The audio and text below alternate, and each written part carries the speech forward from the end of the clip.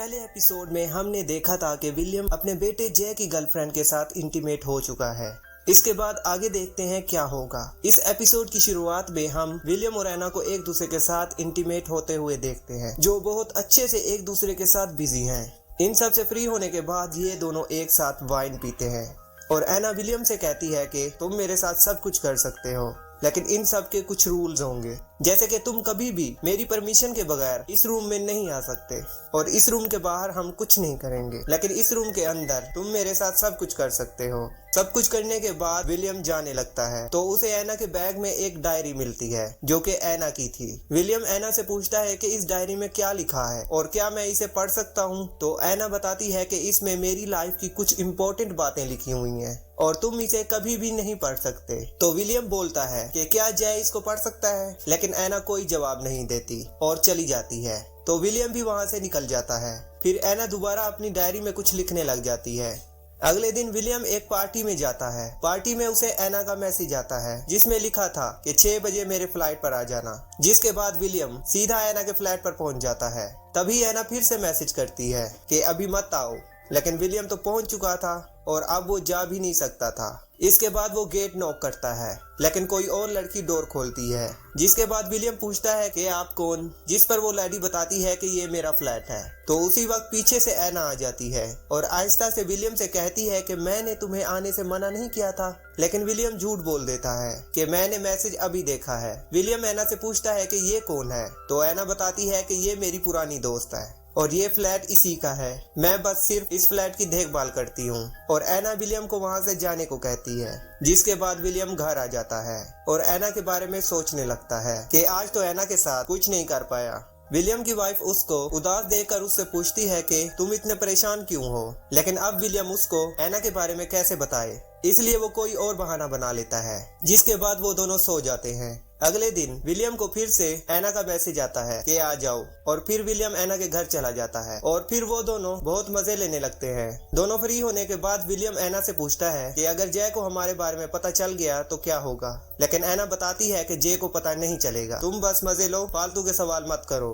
फिर विलियम एना से पूछता है कि कोई ऐसा सीक्रेट जो तुमने जय को नहीं बताया हो, तो एना बताती है कि हाँ एक राज है, मेरा एक छोटा भाई था, वो भी मेरे साथ करना चाहता था, वो मुझसे प्यार करने लगा था, लेकिन मेरे मना करने के बाद उसने खुदकुशी कर ली।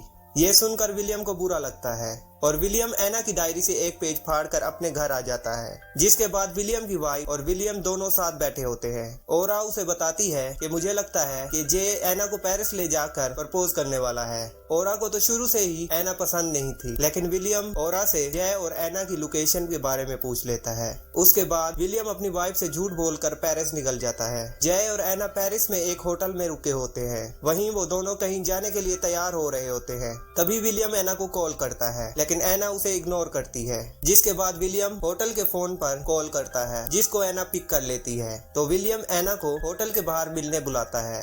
जब जय एना से पूछता है कि किसका कॉल था, तो एना झूठ बोल देती है कि रिसेप्शन से कॉल आया था। कैसी लड़की है यार, इसको तो थोड़ी भी शर्म नहीं है, ये तो अपने ही बॉयफ्रेंड के बाप के साथ मजे लेना चाहती है। जिसके बाद एना जय से झूठ बोलकर विलियम से मिलने चली जाती है। बाहर जाते ही एना और विलियम दोनों खुले में ही मजे लेने लगते हैं, जैसे कई सालों से भूखे हों।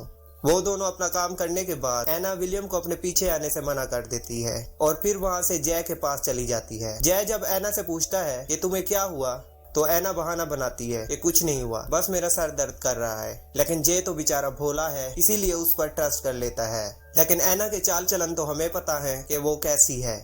खैर, झूठ बोलने के बाद एना सो जाती है। अगले दिन एना और जय उस होटल को छोड़कर चले जाते हैं और ये सब विलियम भी देख रहा था। उसके बाद विलियम उसी रूम में जाता है जहां जय और एना रुके थे। विलियम बेड पर एना की खुशबू लेते हुए एना को याद करने लगता है और वो बेड के साथ रोमांस करने लगता है। सब कुछ होने के बाद एना और जय वापस अपने सिटी आ जाते हैं, जिसके बाद एना अपनी माँ के घर जाती है, जहाँ वो देखती है कि उसकी माँ सो चुकी है।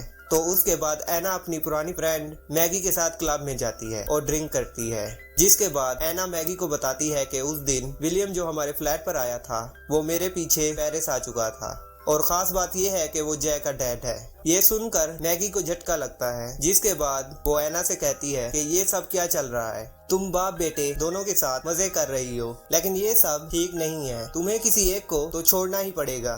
ये सुनकर वहाँ से एना निकलकर अपने घर आ जाती है। अगले दिन जे एना को सरप्राइज पार्टी देता है। अब जे बेचारा भी क्या करे, एना ही धोखेबाज है।